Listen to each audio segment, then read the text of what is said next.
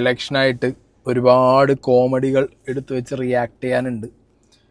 പക്ഷേ ഈ ഒരു പെർട്ടിക്കുലർ ടോപ്പിക്ക് പറഞ്ഞിട്ട് പോയില്ലെങ്കിൽ 90s കിഡ് എന്നുള്ള നിലയ്ക്ക് എനിക്ക് ഭയങ്കരധികം എന്താ പറയുക, ഒരു ഉറക്കം വരാത്തൊരവസ്ഥ ഒരുപാട്. ഈ മനുഷ്യനെ നിങ്ങൾക്ക് എല്ലാവർക്കും അറിയുന്നുണ്ടാവും. രാഷ്ട്രീയ കേരളം ഒരിക്കലും ഇദ്ദേഹത്തിന് ഉപ്പാനെ മറക്കില്ല, ഇദ്ദേഹത്തിന് മറക്കാൻ പോകുന്നില്ല. Doctor MK Muneer. ഈ മനുഷ്യനെ ഇങ്ങനെ ഈ ഫോട്ടോയിൽ കാണുമ്പോൾ ആസ് എ 90s കിഡ് ഇതാണ് എനിക്ക് MK മുനീർ. പക്ഷേ ഇന്ന് പത്രസമ്മേളനത്തിലും കഴിഞ്ഞ ദിവസങ്ങളിലൊക്കെ മീഡിയനെ അഡ്രസ്സ് ചെയ്യുന്ന ഈ മനുഷ്യനെ കാണുമ്പോൾ ഒരു നെഞ്ചിനകത്തൊരു വേദനയും വിങ്ങിപ്പൊട്ടലും സങ്കടവും ഇല്ലാതെ കാണാൻ പറ്റുന്നില്ല. അങ്ങനെയായി മാറിയിട്ടുണ്ട്. ഒരു അസുഖം ഒരു മനുഷ്യനെ ഏതൊക്കെ രീതിയിൽ തളർത്താം എന്നുള്ളതിൻ്റെ ഇത്രയേ ഉള്ളൂ മനുഷ്യൻ. അതിന് എത്ര വലിയവനാണെങ്കിലും, പണം കൊണ്ടാണെങ്കിലും പവർ കൊണ്ടാണെങ്കിലും എന്തുകൊണ്ടാണെന്നുണ്ടെങ്കിലും ഒരു മനുഷ്യന് ഇത്രയേ ഉള്ളൂ. അസുഖം വന്ന ഒരു മനുഷ്യൻ ഇതാണ്. CH മുഹമ്മദ് കോയ എന്ന് പറഞ്ഞ ആ ഒരു വലിയ പൊളിറ്റിക്കൽ ഫിഗറിൻ്റെ മകൻ ഡോക്ടർ MK മുനീർ പാട്ട് പാടും, ഗസലുകൾ എഴുതും, അങ്ങനത്തെ ഒരു സൈഡ് കൂടി ഇദ്ദേഹത്തിനുണ്ട് കേട്ടോ. അപ്പോൾ ഞാൻ പറഞ്ഞു, ആസ് എ 90s കിഡ് ഈ മനുഷ്യനെ ഇങ്ങനെ കണ്ട് വളർന്ന ഒരു എന്താ പറയുക, യങ് ഏജാണ് എനിക്കുണ്ടായിരുന്നത്. പെട്ടെന്ന് ഇങ്ങനെ കാണുമ്പോൾ ഇദ്ദേഹത്തിൻ്റെ ഇപ്പോഴത്തെ അവസ്ഥകൾ അറിയുമ്പോൾ അതിൽ സംസാരിക്കണമെന്ന് തോന്നി. ഇദ്ദേഹത്തിൻ്റെ കുടുംബ വീട് ഇപ്പോൾ ജപ്തിയുടെ ഭീഷണിയിലാണ്. ബാങ്ക് ലോൺ എടുത്തു കഴിഞ്ഞാൽ അത് അടയ്ക്കാൻ പറ്റാത്തൊരവസ്ഥ വന്നാൽ ആരുടെ എന്ത് സ്വത്തുവകകളാണെന്നുണ്ടെങ്കിലും ബാങ്ക് അറ്റാച്ച് ചെയ്യും. ഇതിപ്പോൾ ഒരു 10 വർഷത്തിന് മുകളിലായിട്ടുള്ള ഒരു ലോണാണെന്നാണ് അറിയാൻ കഴിഞ്ഞത്. അത് നമുക്ക് ആ ന്യൂസ് ഒന്ന് കാണാം. മുസ്ലിം ലീഗ് നേതാക്കൾക്കും പ്രവർത്തകരെയും സംബന്ധിച്ചിടത്തോളം ഏറെ വൈകാരിക അടുപ്പമുള്ള വീടാണിത്. കോഴിക്കോട് നടക്കാവിലുള്ള ക്രസൻറ്റ് ഹൗസ് CH പണിത വീടാണിത്. പിന്നീട് 10 വർഷം മുമ്പാണ് MK മുനീർ ഈ വീട് നവീകരണത്തിന് വേണ്ടി കോഴിക്കോട് സിറ്റി ബാങ്കിൽ നിന്നും 35 ലക്ഷം രൂപ ലോൺ എടുക്കുന്നത്. അതാണ് ഇപ്പോൾ പിഴയടക്കം 58 ലക്ഷം രൂപയുടെ ബാധ്യതയിലേക്ക് എത്തിയിരിക്കുന്നത്. കഴിഞ്ഞ ഒരു വർഷം മുമ്പ് ഈ ലോൺ തീർക്കണമെന്നാവശ്യപ്പെട്ടുകൊണ്ട് ബാങ്ക് നോട്ടീസ് നൽകിയിരുന്നു. അന്ന് ഇത് ഒറ്റത്തവണ സെറ്റിൽമെൻറ്റിലേക്ക് കുടുംബം തയ്യാറാണെന്ന് അറിയിച്ചതുമായിരുന്നു. 40 ലക്ഷം രൂപയായിരുന്നു ഒറ്റത്തവണ സെറ്റിൽമെൻറ്റിലൂടെ ആവശ്യപ്പെട്ടത്. പക്ഷേ ആ പണം അടക്കുവാൻ ഇതുവരെയും കഴിഞ്ഞില്ല. അതാണ് ഇപ്പോൾ നടപടികളിലേക്ക് കടക്കുന്നതിൻ്റെ മുന്നോടിയായിട്ട് ബാങ്ക് ഈ വീടിന് നോട്ടീസ് നൽകിയിരിക്കുന്നത്. ഈ വീടിനെ കുറിച്ച് പറയുകയാണെങ്കിൽ ലീഗിനെ സംബന്ധിച്ചിടത്തോളം ഏറ്റവും സുപ്രധാനമായ തീരുമാനങ്ങളൊക്കെ എടുത്ത വീടാണ്. ഈ വീടിനോട് ചേർന്ന് തന്നെയാണ് MK മുനീറിൻ്റെ ഉപ്പയും കേരളത്തിൻ്റെ മുൻ മുഖ്യമന്ത്രിയായിട്ടുള്ള CHൻ്റെ കബറിടം അടക്കമുള്ളത്. മുനീറിനെ സംബന്ധിച്ചിടത്തോളം അതുപോലെ തന്നെ ലീഗ് പ്രവർത്തകരെ സംബന്ധിച്ചിടത്തോളം ഏറ്റവും വൈകാരികമായ അടുപ്പമുള്ള വീടാണ്. ലീഗിൻ്റെ പല നയപരമായിട്ടുള്ള തീരുമാനങ്ങളും ഭരണപരമായിട്ടുള്ള തീരുമാനങ്ങളടക്കം ഈ വീടിൽ നിന്നാണ് എടുത്തിട്ടുള്ളത്. അതുകൊണ്ട് തന്നെ നേരത്തെ ജാഫർഖാൻ കോളനിയിൽ താമസിച്ചിരുന്ന മുനീർ ആ വീട് വിറ്റതിന് ശേഷം ഈ വീട്ടിലേക്ക് മാറുകയായിരുന്നു. അങ്ങനെയാണ് 10 വർഷം മുമ്പ് ഈ നവീകരണത്തിന് വേണ്ടി 35 ലക്ഷം രൂപ ലോൺ എടുത്തത്. 10-30 വർഷത്തോളം ജനപ്രതിനിധിയാവുകയും 10 വർഷത്തോളം മന്ത്രിയായിരിക്കുകയും ചെയ്ത ആളാണ് മുനീർ. പക്ഷേ ഇത്തരത്തിലൊരു ബാധ്യതയോടുകൂടിയാണ് അദ്ദേഹത്തിൻ്റെ രാഷ്ട്രീയ പൊതുപ്രവർത്തന പാർലമെൻ്ററി ജീവിതം അവസാനിക്കുന്നത് എന്നതാണ് വസ്തുത. ഏതായാലും കുടുംബം ഈ ലോണ് തിരിച്ചടക്കുമെന്ന് തന്നെയാണ് ബാങ്കിനെ അറിയിച്ചിരിക്കുന്നത്. ആ നടപടി 31-ാം തീയതിക്കകം ഈ ലോൺ തുക തിരിച്ചടക്കുകയോ അതിനുള്ള നടപടികൾ സ്വീകരിച്ചില്ലെങ്കിൽ ഈ ജപ്തി നടപടികൾ തുടങ്ങുമെന്നാണ് ബാങ്ക് അറിയിച്ചിരിക്കുന്നത്. ഓക്കെ, അപ്പോൾ ഇതാണ് ആ ഒരു പെർട്ടിക്കുലർ ന്യൂസ്. ഇത്ര കാലമായിട്ട് ഈ ഒരു കാര്യം പുറം ലോകത്ത് ഇദ്ദേഹം അറിയിച്ചിട്ടില്ല, നമ്മളാരും അറിഞ്ഞിട്ടില്ല. 1-2 വർഷങ്ങൾക്ക് മുമ്പ് ഇദ്ദേഹം ഒരു സംസാരിച്ചുകൊണ്ടിരിക്കുന്ന വേദിയിൽ കുഴഞ്ഞു വീണ ഒരവസ്ഥയൊക്കെ ഞാൻ ന്യൂസിൽ കണ്ടിട്ടുണ്ടായിരുന്നു. പിന്നെ ഞാൻ പറഞ്ഞു, ഇപ്പോഴത്തുള്ള ഇദ്ദേഹത്തിൻ്റെ ഒരു അവസ്ഥ വെച്ച് നോക്കുമ്പോൾ ശാരീരികമായിട്ട് ഇദ്ദേഹത്തിനെ കാണുമ്പോൾ തന്നെ നമുക്കൊരു സങ്കടമാണ്. പിന്നെ ശാരീരികമായി അസുഖങ്ങൾ വന്നു കഴിഞ്ഞാൽ അത് എത്ര എന്തൊക്കെ ഉണ്ട് എന്ന് പറഞ്ഞിട്ടും കാര്യമില്ല, എല്ലാം ഇല്ലാത്തൊരവസ്ഥയ്ക്ക് നമ്മൾ ചെന്ന് എത്തേണ്ട ഒരു സിറ്റുവേഷൻ അതാണേ. പിന്നെ ഇപ്പോഴത്തെ പൊളിറ്റിക്സിൽ നമ്മളെടുത്ത് നോക്കിക്കഴിഞ്ഞാൽ ഇവിടെ ആർഭാടത്തിൽ ജീവിക്കുന്ന, ഇപ്പം തന്നെ നിങ്ങൾ നോക്ക്, നോമിനേഷൻ കൊടുത്ത സമയത്ത് ഇവിടുത്തെ കാൻഡിഡേറ്റ്സിൻ്റെ സ്വത്ത് വിവരങ്ങളൊക്കെ ഏറെക്കുറെ എല്ലാവർക്കും വിസിബിളായിട്ട് പുറത്ത് വന്നതാണ്. ഓക്കെ, അതിൽ തന്നെ എത്രയാണ് അവരുടെ ആസ്തി എന്നുള്ളത് നിങ്ങളൊന്ന് ചെക്ക് ചെയ്താൽ മതി. അപ്പോൾ മുനീറിനെ പോലെ ഈ ഒരു അവസ്ഥയിൽ, അതായത് 10 വർഷത്തോളം മിനിസ്റ്ററായിട്ടിരുന്നൊരു മനുഷ്യനാണ്, PWD മിനിസ്റ്ററായിരുന്നു, എൻ്റെയൊക്കെ ചെറുപ്പത്തിൽ ഞാൻ പറഞ്ഞു കേട്ടതും നമ്മുടെയൊക്കെ പാരൻസ് പറയുന്നത് മുനീർ വന്നപ്പോഴാണ് റോഡൊക്കെ ഒന്ന് അടിപൊളിയായി. ലൈക്ക് ഇയാളൊരു ഫിഗറാണ്, മനസ്സിലായോ?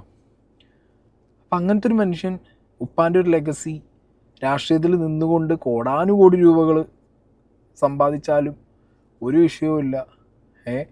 ചോദ്യം ചെയ്യാനോ മണി പവർ മസിൽ പവർ ഉള്ളപ്പോൾ ഇതിനെതിരെ നിൽക്കാനോ അങ്ങനെയൊക്കെയാണല്ലോ ഇപ്പോഴത്തെ രാഷ്ട്രീയക്കാരെ. എത്ര പേരെ കാണാൻ പറ്റുമോ ഒന്നുമില്ലാതെ ഒരു MLA യോ ഒരു MP യോ അല്ലെങ്കിൽ വേറെ എന്തെങ്കിലും ഒരു പൊസിഷനിൽ മിനിസ്റ്ററൊക്കെ ആയി ഇരുന്നുകൊണ്ട് ഒരു സൈഡിൽ ഒന്നുമില്ല, കടവും കടക്കള്ളിയും, ലൈഫ് എങ്ങനെ മുന്നോട്ട് കൊണ്ടുപോകണമെന്ന് അറിയില്ല, കടക്കണിയും പെട്ട് നടക്കുന്ന എത്ര പേരെ നമുക്ക് കാണിച്ചു തരാൻ പറ്റും, അല്ലെങ്കിൽ എത്ര പേരെ കാണാൻ പറ്റും? അപ്പോൾ ഒന്നില്ലെങ്കിൽ ഇങ്ങനെ അവസ്ഥയിലുള്ളവർ പുറത്ത് പറയുന്നില്ല, അല്ലെങ്കിൽ ഇങ്ങനെയുള്ള രാഷ്ട്രീയക്കാരില്ല. അത്യാവശ്യം മുനീറൊക്കെ ഇരുന്ന പൊസിഷനിൽ ഇരുന്ന ആളുകൾ, അല്ലെങ്കിൽ ഉപ്പാടെ ഒരു ലെഗസി അങ്ങനെ വന്നൊരു സാഹചര്യമൊക്കെ വെച്ച് നോക്കുമ്പോൾ കേരളത്തിനെ എണ്ണം പറഞ്ഞ് മുക്കലും കക്കലും കട്ടുമുടിക്കലൊക്കെയാണ് നടന്നതെന്നുണ്ടെന്നുണ്ടെങ്കിൽ കേരളത്തിൽ തന്നെ എണ്ണം പറഞ്ഞ ടോപ്പ് പൈസക്കാരിൽ ഒരാളാവാനുള്ള എല്ലാ സിറ്റുവേഷനും ഉള്ളൊരു മനുഷ്യൻ, ഒരു കുടുംബത്തിലെ എല്ലാ സിറ്റുവേഷനും ഉണ്ട്. അദ്ദേഹമായിട്ട് എന്തുണ്ട്, രാഷ്ട്രീയത്തിൽ ഇരുന്നുകൊണ്ട് അങ്ങനത്തെ സിറ്റുവേഷനിൽ ചെന്ന് നിന്നിട്ടുണ്ട്. പക്ഷേ ചിലരിങ്ങനെയാണ്, നാടിന് വേണ്ടി എന്ന് പറഞ്ഞിറങ്ങും, പിന്നെ ആ വഴിക്ക് അങ്ങനെ പോകും. ചിലർക്ക് ബിസിനസ് ചെയ്യാൻ അറിയില്ല, ചിലർക്ക് വേറെ മാർഗത്തിൽ കൂടി പൈസ ഉണ്ടാക്കാൻ അറിയുന്നുണ്ടാവില്ല. അപ്പം പിന്നെ രാഷ്ട്രീയക്കാരെല്ലാവരും സ്വന്തം പോക്കറ്റ് നിറയ്ക്കുന്നവരാന്നൊക്കെ പറയുമ്പോഴും ഇതുപോലുള്ള ചില ഫിഗേഴ്സ് കാണൂടെ. അപ്പോൾ അവർക്കൊരു പ്രശ്നമൊക്കെ വരുമ്പോൾ അതിൽ പാർട്ടി ഇടപെടണം. ഇദ്ദേഹത്തിനായിട്ട് അടുത്ത് ഇടപഴകിയിരുന്ന സുഹൃത്തുക്കളും ബാക്കി നേതാക്കന്മാരും കണ്ടറിഞ്ഞ് ചെയ്തു കൊടുക്കുക എന്നല്ലാതെ വേറെന്തു പറയാൻ. ഇദ്ദേഹം പറഞ്ഞ കുറേ കാര്യങ്ങളുണ്ടെന്ന് മീഡിയേൻ്റെ മുന്നിൽ. ഈ നിയമസഭാ തെരഞ്ഞെടുപ്പ് ചൂടുപിടിക്കുന്നതിന് അങ്ങയെ സംബന്ധിച്ച് വിഷമം പിടിച്ച വാർത്തയാണ് പുറത്തു വരുന്നത്. ഈ വീട് ജപ്തി ഭീഷണി നേരിടുന്നു. എന്താണ് പറഞ്ഞേ? അത് എൻ്റെ വ്യക്തിപരമായ വിഷയമല്ലേ, അത് തെരഞ്ഞെടുപ്പ് വഴി അതിന് ബന്ധമില്ലല്ലോ. അത് പരിഹരിക്കേണ്ടത് ഞാൻ മാത്രമാണല്ലോ. എങ്ങനെയെങ്കിലും ശരിയാക്കാൻ പറ്റുമോ നോക്കട്ടെ. ഈ വീട് മോഡിഫൈ ചെയ്യാൻ വേണ്ടിയിട്ട് പിന്നെ ഞാനൊരു ലോൺ എടുത്തതാണ്. ലോണ് തിരിച്ചടക്കാൻ പറ്റുമെന്ന് വിചാരിക്കുന്ന ഒരു രീതിയിലായിരുന്നു. പതുക്കെ അടക്കാമെന്നൊക്കെയുള്ള ധാരണയുണ്ടായിരുന്നു. പക്ഷെ നമ്മൾ വിചാരിച്ച മാതിരി നമുക്ക് അതിനുള്ള സാമ്പത്തിക സ്രോതസ്സൊന്നും ഇല്ലല്ലോ. എന്നാലും എനിക്ക് വേറൊരു വീടുണ്ടായിരുന്നു. ഒരു 8 സെന്റ് സ്ഥലത്ത് ജാഫർ കോളനിയിൽ ഞാൻ ആദ്യം താമസിച്ച വീടുണ്ടായിരുന്നു. അത് വിറ്റു. അതിലൊരു ഭാഗം ഞാൻ ഇതിൻ്റെ ലോണിൻ്റെ ഒരു ഭാഗമായിട്ട് അടച്ചു. ബാക്കിയുള്ള ഭാഗം അടക്കാൻ നമ്മൾ വൈകുന്തോറും അതിങ്ങനെ കൂടി വരുമല്ലോ.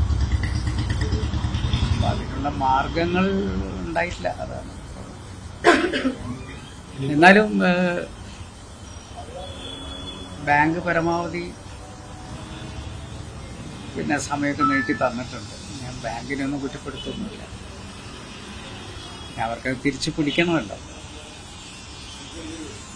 അപ്പം നമ്മൾ വീട് നൽകിയിട്ടാണല്ലോ ലോൺ എടുക്കുന്നത്. അപ്പം പിന്നെ അവരിതിനെ തിരിച്ചു പിടിച്ച് ലോണിൻ്റെ സംഖ്യ കണ്ടെത്തുക എന്നാണ് പിന്നെ ബാങ്കിനുള്ള പോകുന്നത്. ഒരു ചെറിയ സങ്കടം മനസ്സിലില്ലാതെ ഈ വീഡിയോ ആർക്കും ഇദ്ദേഹം പറയുന്നത് കേട്ട് നിൽക്കാൻ പറ്റില്ല. ഈ സിമിലർ സിറ്റുവേഷനിൽ പോകുന്ന ഒരുപാട് പേര് കാണും. ആഗ്രഹിച്ച് മോഹിച്ചുണ്ടാക്കിയ വീട് തറവാട് വീടായിരിക്കാം, അല്ലെങ്കിൽ നമ്മൾ വെച്ച വീടായിരിക്കാം. ബാങ്ക് ലോൺ എടുക്കാൻ ഭയങ്കര ഈസിയാണ്. എടുത്തു കഴിഞ്ഞ് കഴിഞ്ഞാൽ എവിടെയെങ്കിലും ഒന്ന് ഡിഫോൾട്ട് ആയി കഴിഞ്ഞാൽ ഭയങ്കര സീനാണ്. ഇപ്പോൾ 10 വർഷം മുമ്പ് ഇദ്ദേഹം എടുത്തൊരു എമൗണ്ട് ഇപ്പോൾ എവിടെ വന്ന് നിൽക്കുന്നു എന്നുള്ളൊരു കാര്യമുണ്ട്.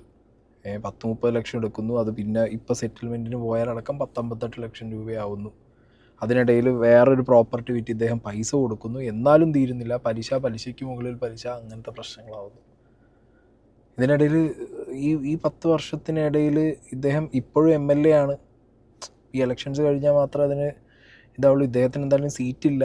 അപ്പോൾ ചിലരൊക്കെ ഇത് കൊണ്ടുപോയിട്ട് ഈ വീടിൻ്റെ കടം തീർക്കാൻ വേണ്ടിയിട്ടാണ് ഇപ്പോഴും ഇദ്ദേഹം സീറ്റിന് വേണ്ടി ആഗ്രഹിച്ചതെന്നുള്ള വർത്താനമൊക്കെ പറയുന്നുണ്ട്.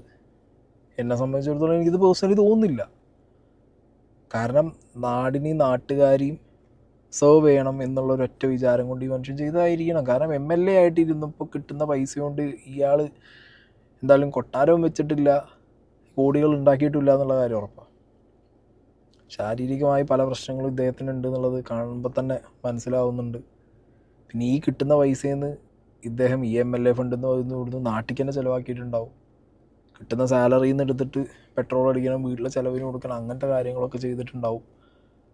അങ്ങനെയൊക്കെ ചെയ്യുന്ന ഒരു മനുഷ്യർ, സെൽഫ്ലെസ് ആയിട്ട് പോകുന്ന പൊളിറ്റീഷ്യൻസിന് പലപ്പോഴായിട്ട് പറ്റുന്നത് ഇങ്ങനത്തെ അവസ്ഥകളാണ്.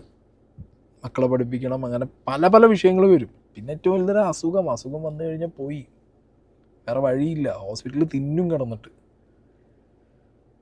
അപ്പോൾ ഈ ഒരു സാഹചര്യത്തിൽ ഞാൻ കമൻറ്റ് ബോക്സിൽ കണ്ടപ്പോഴാണ് എനിക്ക് നമ്മുടെ നാട്ടുകാരുടെ ആ ഒരു മനസ്സെന്താണെന്നുള്ളത് മനസ്സിലായത്. കുറച്ച് പേരൊക്കെ അവിടെ ഇവിടെയൊക്കെ നെഗറ്റീവ് പറയുന്നുണ്ടെന്നുണ്ടെങ്കിലും ഈ മനുഷ്യൻ്റെ ഉപ്പാനെ പലരും കണ്ടിട്ടില്ല.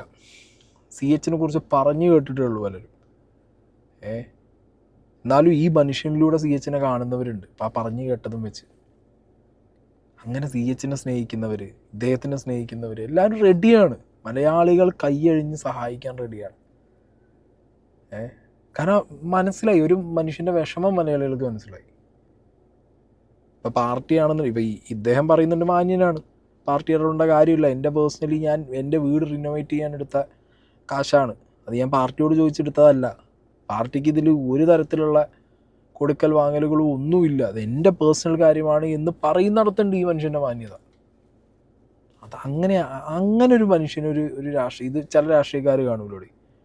ഇപ്പം ഇങ്ങനത്തെ എന്തെങ്കിലും ഒരു സിറ്റുവേഷൻ വന്നു കഴിഞ്ഞാൽ എന്തെങ്കിലും ഒരു കുരുട്ട് പരിപാടി ഒപ്പിച്ച് 10 ആളെയും പറ്റിച്ച് പൈസ അടിച്ച് അത് നടക്കുന്നവരുണ്ടാവും. പക്ഷെ ഇയാളങ്ങനെയല്ല. ആ സംസാരത്തിൽ ആ വിഷമത്തിലുണ്ട് അദ്ദേഹത്തിൻ്റെ ആ സർവൈവൽ എന്താന്നുള്ളത്. ചെയ്യാൻ പറ്റുന്നുള്ളത് നോക്കട്ടെ, വിൽക്കാനൊന്നുമില്ല ഇനി. അത് എന്താ മാർഗം നോക്കണം, ഏതായാലും അടച്ചല്ലേ പറ്റും. ഞാൻ ആരോടും പറഞ്ഞിട്ടൊന്നുമില്ല, കാരണം അത് എന്റെ വ്യക്തിപരമായ കാര്യമായതുകൊണ്ട്. CK സുബൈറിന്റെ ഒരു പോസ്റ്റ് ഉണ്ടായിരുന്നു, സാഹിബിനെ ഒറ്റക്കാക്കില്ല, പാർട്ടി ഇടപെടുന്നതാണ്. അതൊക്കെ ഒരു നന്മയുടെ ഭാഗമായിട്ട് പറയുന്നതാണ്. പക്ഷെ പാർട്ടി ഇതിലൊരു കുറ്റവും ചെയ്തിട്ടില്ല. ഞാൻ ഒറ്റക്കാണല്ലോ ഇതിന്റെ കാരണക്കാരൻ. അതുകൊണ്ട് പാർട്ടിക്ക് ഇതിലേക്ക് വലിച്ചേക്കണ്ട. പാർട്ടി സഹായിക്കില്ലേ?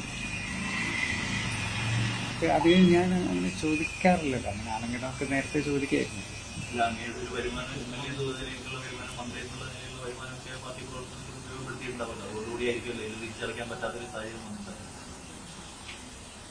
അത് ഇത് തിരിച്ചടക്കണം എന്നുള്ളത് കൊണ്ട് മറ്റുള്ളതൊന്നും നിർത്താനും പറ്റൂലല്ലോ. പെട്രോൾ അടിക്കണം, ഫോൺ ബില്ല് അടക്കണം, വീട്ടിലെ ചിലവ് നടത്തണം, അതെല്ലാം ചെയ്യണ്ടേ. നമുക്ക് കിട്ടുന്ന പൈസ അതിന് തികയുള്ളായിരുന്നു. ഇത് അടക്കാൻ വേണ്ടിയിട്ടുള്ള മാർഗങ്ങൾ പലതും നോക്കിയിരുന്നു. പക്ഷെ എന്തെങ്കിലും വഴിയുണ്ടാവും എന്ന് വിചാരിക്കുക. നമ്മളിതുവരെ ആരെയും ദ്രോഹിച്ചിട്ടൊന്നുമില്ലല്ലോ. എന്തെങ്കിലും മാർഗങ്ങളുണ്ടാവും.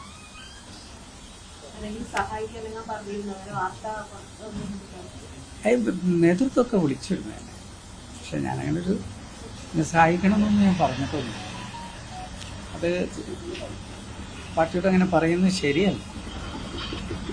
കുഞ്ഞാലിക്കുട്ടിയോ തങ്ങന്മാരോ പാണക്കാടുള്ളവരോ യൂസഫ് അലിയോ അങ്ങനെ ആരെങ്കിലുമൊക്കെ വിചാരിച്ചാൽ മനുഷ്യൻ്റെ ട്രീറ്റ്മെൻറ്റും വീടിൻ്റെ ഈ കടബാധ്യതയൊക്കെ മാറ്റി നല്ല ട്രീറ്റ്മെൻറ്റൊക്കെ കൊടുത്ത് ഇത്രയും നല്ലൊരു ജനങ്ങളെ സേവിച്ച ഒരു പൊളിറ്റീഷ്യനെ നാടിന് ആവശ്യമാണ്. മനസ്സിലായോ? ആൻഡ് ആരും വേണ്ട ഈ വ്യക്തിയുടെ രാഷ്ട്രീയത്തെ, ഇദ്ദേഹത്തിൻ്റെ എന്താ പറയുക ഫാമിലിയെ ഇഷ്ടപ്പെടുന്ന ഇഷ്ടംപോലെ ആളുകൾ ഒരു മൊബൈൽ നമ്പർ കൊടുത്താൽ മതി. ഒരു മൊബൈൽ നമ്പർ കൊടുത്താൽ എല്ലാം തീരാനുള്ള ഫണ്ട് കൊടുക്കാൻ കേരളത്തിലെ ജനത റെഡിയാണ്. റെഡിയാണ്. അത് കമൻറ്റ് ബോക്സ് നോക്കിയാൽ മനസ്സിലാവും. ഞാൻ പറഞ്ഞു ചില ആളുകൾ അതിനിടയിൽ കൂടി പറഞ്ഞ പോലെ പൈസ എടുത്തിട്ടുണ്ടാവും, അത് വേറെ വഴി കൂടി കൊണ്ടുപോയിട്ടുണ്ടാവും, കച്ചവടം ചെയ്ത് മുടിപ്പിച്ചിട്ടുണ്ടാവും. ഇന്ത്യ വിഷൻ്റെ കാര്യമൊക്കെ എല്ലാവർക്കും അറിയുന്നൊരു സീനാണ്. അപ്പോൾ ചിലപ്പോൾ അങ്ങനെ പൈസ പോയോ എന്ന് ചിന്തിക്കുന്നവരുണ്ടാവും. അതെന്തിന് നമ്മളിത് ഇതാക്കേണ്ട ആവശ്യം എന്താണുള്ളത്? ബേസിക്കലി നല്ല രാഷ്ട്രീയക്കാരെ കണ്ടു കിട്ടാനാണ് പാട്. ഓക്കെ, നല്ല രാഷ്ട്രീയക്കാരെ നാടിൻ്റെ നന്മയ്ക്കും ജനങ്ങളുടെ നന്മയ്ക്കും വേണ്ടി സെൽഫ്ലെസ് ആയിട്ട് വർക്ക് ചെയ്യുന്ന ആളുകളെ കണ്ടു കിട്ടാൻ വളരെ പാടാണ്. ഷോ ഓഫ് കാണിക്കുന്നവരുണ്ടാവും, മക്കളെ പേരിൽ പൈസ ഇൻവെസ്റ്റ് ചെയ്ത് വെക്കുന്നവരുണ്ടാവും, ഭാര്യൻ്റെ പേരിൽ പൈസ ഇൻവെസ്റ്റ് ചെയ്ത് വെക്കുന്നുണ്ടാവും, വേറെ ബിനാമികളുടെ പേരിലേക്ക് ഫണ്ട് മാറ്റുന്നവരുണ്ടാവും. ഒറ്റ ടേം മന്ത്രിയാവുമ്പോഴത്തേക്ക് ഒരു 10 തലമുറയ്ക്ക് കഴിയാനുള്ള പൈസ ഉണ്ടാക്കി അതിന് ചാടിപ്പോകുന്നു. പിന്നെ നാട്ടുകാരെ നെഞ്ഞത്തേക്ക് പവർ പൊളിറ്റിക്സ് കാണിച്ച് നടക്കുന്ന ഇഷ്ടംപോലെ ആളുകളുണ്ടാവും. പല ആളുകളും രാഷ്ട്രീയത്തിൻ്റെ ഒത്തും പൊത്തും അറിയാതെ ചാണകത്തിലെങ്കിൽ ചാണകത്തിലും എന്ന് പറഞ്ഞ് ചാടുന്നത്. 10 കാശുണ്ടാക്കി കാശ് വാങ്ങി ഇല്ല കടം തീർത്ത് കാശ് എന്ന് പറഞ്ഞിട്ട് നാട്ടുകാരെ സേവിക്കാനൊന്നും ആയിരിക്കൊന്നുമില്ല. മനസ്സിലായോ? EMI അടച്ചു തീർക്കാനോ കടം വീട്ടാനോ ഒക്കെ വേണ്ടിയിട്ട് രാഷ്ട്രീയത്തിൽ ചാടിക്കയറി ഇറങ്ങുന്ന കുറേ എണ്ണങ്ങൾ ഇപ്പോഴും ഉണ്ട്, ഇപ്പോഴും എക്സിസ്റ്റിംഗ് ആണ്. അങ്ങനെയൊക്കെയുള്ള രാഷ്ട്രീയത്തിൽ നിന്ന് പൈസ എങ്ങനെ ഉണ്ടാക്കാം, നാട്ടുകാരെങ്ങനെ കണ്ണിൽ പൊടിയിടാം, ഞാനെങ്ങനെ കഴിച്ചിലാവാം, എൻ്റെ കുടുംബം എങ്ങനെ രക്ഷപ്പെടുത്താം എന്നാലോചിച്ച് കട്ടും മുടിച്ചും നടക്കാൻ മാത്രം താല്പര്യമുള്ള ആളുകളിൽ നിന്ന് ഇതുപോലുള്ള മനുഷ്യന്മാരുണ്ട് കൂട്ടത്തിൽ കുറച്ച് ആൾക്കാർ. അവർക്കൊക്കെ ഇതാണ് അവസ്ഥ ലൈഫിൽ. പുറത്ത് കാണും ഇവരൊക്കെയാണ് കേട്ടോ ഏറ്റവും വലിയ ഗതികേട്. പുറത്തിങ്ങനെ കാണുമ്പോൾ MLA ആണ്, ഇനോവ കാറുണ്ട്, വലിയ വീടുണ്ട്, ശാരീരികമായിട്ട് എന്തെങ്കിലും പ്രശ്നങ്ങളുണ്ടാവും, അതൊക്കെ അതിപ്പോൾ മനുഷ്യന്മാർക്ക് വരുന്നതാണ്. അല്ലാതെ എന്താ CHൻ്റെ മോൻ 10 കൊല്ലം മന്ത്രിയായിട്ടിരുന്ന മനുഷ്യൻ എന്നൊക്കെ പറഞ്ഞ് ഇങ്ങനെയൊക്കെ പറയാം. പക്ഷേ എൻഡ് ഓഫ് ദ ഡേ ഇതൊക്കെയാണ് അവസ്ഥ. മനസ്സിലായില്ലേ? എന്താണെങ്കിലും ഒരു കാര്യം മനസ്സിലാക്കുക, പറ്റുമെങ്കിൽ മാത്രം ലോണും കാര്യങ്ങളൊക്കെ എടുക്കുക. ഓക്കെ, പറ്റില്ല എന്ന് കണ്ടു കഴിഞ്ഞാൽ എങ്ങനെയെങ്കിലുമൊക്കെ അത് വീട്ടിയിട്ട് സമാധാനമാണ് പിന്നെ വലുത്. ആ സമാധാനം എങ്ങനെയും കണ്ടെത്താൻ നോക്കുക. ഇപ്പം നമ്മൾ പണമല്ലല്ലോ പ്രധാനം, പണത്തിനേക്കാളൊക്കെ മുകളിൽ എന്ന് പറയുന്നത് ബന്ധങ്ങളാണ്. ഇപ്പം ഇങ്ങനത്തെ ഒരു വിഷയം വന്നപ്പോൾ നിങ്ങളൊക്കെ വന്നില്ലേ, അത് തന്നെ വലിയൊരു കാര്യമല്ലേ. അന്വേഷിക്കാനുണ്ടല്ലോ, അത് തന്നെ വലിയൊരു കാര്യമായിട്ടാണ് എനിക്ക് തോന്നുന്നത്. ഞാൻ 2 ലോണായിട്ട് എടുത്തത് 70 ലക്ഷം രൂപയാണ് എടുത്തിരുന്നത്. ഇത് റെനോവേറ്റ് ചെയ്യാൻ വേണ്ടി. അതിൽ ഞാൻ പറഞ്ഞില്ല, അവിടെയുള്ളൊരു ഇത് വിറ്റിട്ട് കുറച്ച് പൈസ കൊടുത്തു. പക്ഷേ ഏകദേശം ഞാൻ 70-60ഓളം അടച്ചിട്ടുണ്ട്. പക്ഷെ വീണ്ടും 58-59 വരികയാണ്. അതിങ്ങനെ വന്നുകൊണ്ടിരിക്കുകയല്ലോ. മീറ്റർ ഇട്ട മാതിരിയല്ലേ. ഇപ്പോൾ ഈ 31 അടച്ചില്ലെങ്കിൽ ഇനി അത് ഏതിലേക്ക് വരും നമുക്ക് പറയാൻ പറ്റില്ല.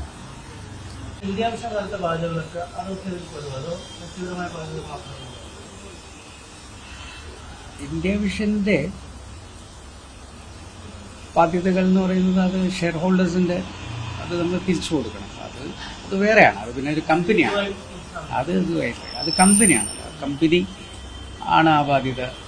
കമ്പനി എന്ന് പറഞ്ഞാലും കമ്പനിയിൽ ആരൊക്കെ സഹായിക്കുന്നത് ആലോചിക്കാറുണ്ട്. അന്തിമമായി അതും പരിഹരിക്കപ്പെടേണ്ടതാണ്. അത് ഒരു ബാധ്യതയും നമുക്ക് ബാക്കി വെക്കാൻ പറ്റില്ല. എനിക്കാകെ ഞാനൊരു പബ്ലിഷിംഗ് ഹൗസുണ്ട്, പിന്നെ എനിക്ക് വളാഞ്ചേരിയിൽ ഒരു വാടക കെട്ടിടത്തിൽ ഞാനൊരു ഹോസ്പിറ്റൽ നടത്തുന്നുണ്ട്. പക്ഷെ കച്ചവടം എനിക്ക് പറഞ്ഞതല്ല. അതുകൊണ്ട് അത് രണ്ടും നിന്നും വരുമാനം ഇല്ലയെന്ന് തന്നെ പറയാം. ഇനിയിപ്പോൾ അത് ശ്രദ്ധിച്ച് എന്തെങ്കിലും വരുമാനം ഉണ്ടാക്കാൻ പറ്റുമെന്ന് നോക്കണം. എന്താണെങ്കിലും മുസ്ലിം ലീഗിൻ്റെ ആളുകളും മുതിർന്ന നേതാക്കന്മാരും കേരളത്തിലെ ബാക്കിയുള്ള നന്മരങ്ങളും എല്ലാവരും കൂടി ചേർന്ന് മനുഷ്യനെ കഴിച്ചിലാക്കി കൊടുക്കാൻ പറ്റുമെങ്കിൽ കഴിച്ചിലാക്കി കൊടുക്കുക. ഞാൻ പറഞ്ഞല്ലോ, ഇങ്ങനെ ഒരു രാഷ്ട്രീയക്കാരൻ ഇങ്ങനത്തെ ഒരു അവസ്ഥയിൽ കാണുക എന്ന് പറഞ്ഞാൽ തന്നെ ഇപ്പോൾ റെയറാണ്. അതും മിനിസ്റ്ററായി ഇരുന്ന് പല പാർട്ടിയിൽ തന്നെ പല സ്ഥാനങ്ങളിലും ഇരുന്ന ഇങ്ങനത്തെ ഒരു ടോപ്പ് ലീഡറിന് ഇങ്ങനത്തെ ഒരു അവസ്ഥയിൽ കാണുക എന്ന് പറഞ്ഞാൽ തന്നെ ഭയങ്കര കഷ്ടമാണ്.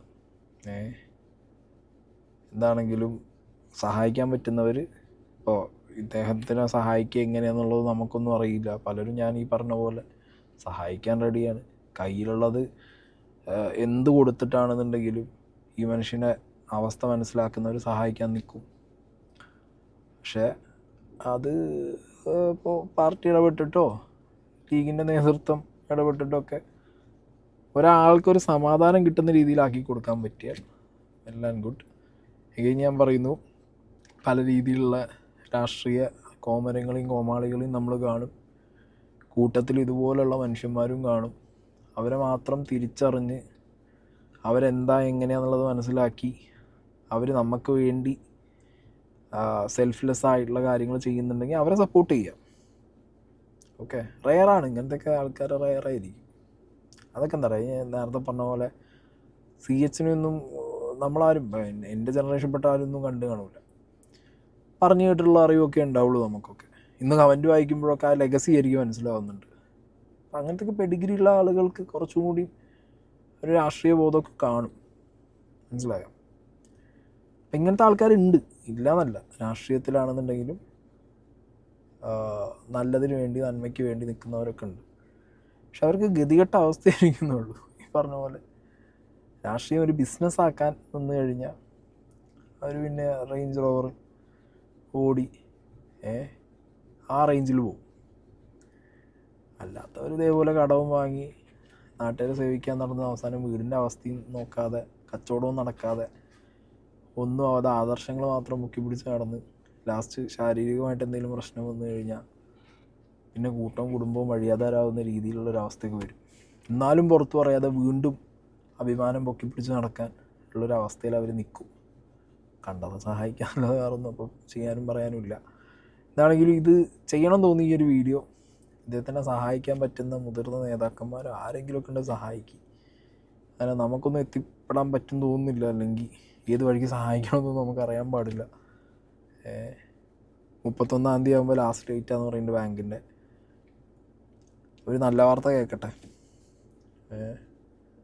ഇനി മുന്നോട്ട് കച്ചവടം ചെയ്തിട്ടോ അല്ലെങ്കിൽ ശാരീരികമായിട്ട് റിക്കവറായിട്ടോ അല്ലെങ്കിൽ പാർട്ടി തന്നെ, ഇപ്പം MLA സ്ഥാനം എന്താണെങ്കിലും പോവും, പാർട്ടി തന്നെ വേറെ എന്തെങ്കിലും ഒരു ഉയർന്ന പൊസിഷൻ കൊടുത്തിട്ടോ, ഉയർന്നതെന്നില്ല, എന്തെങ്കിലും ഒരു പൊസിഷൻ കൊടുത്തിട്ട് അദ്ദേഹത്തിനൊരു വരുമാന മാർഗം കൂടി ആക്കി സെറ്റിലാക്കി കഴിഞ്ഞാൽ പ്രശ്നങ്ങളൊന്നുമില്ല, അദ്ദേഹം ഓക്കെ ആണെന്നുണ്ടെങ്കിൽ നാടിന് നല്ലത് വരുന്ന രീതിയിലുള്ള പ്രവർത്തനങ്ങൾ ഇനിയും വരട്ടെ. നല്ല രാഷ്ട്രീയക്കാരെ എന്നും മെയിൻറ്റെയിൻ ചെയ്യാൻ ശ്രമിക്കുക. അവരിൽ നിന്ന് നല്ലത് കിട്ടുന്നത് നാടിന് നല്ലതായിരിക്കും, നമുക്ക് നല്ലതായിരിക്കും. ഓക്കെ.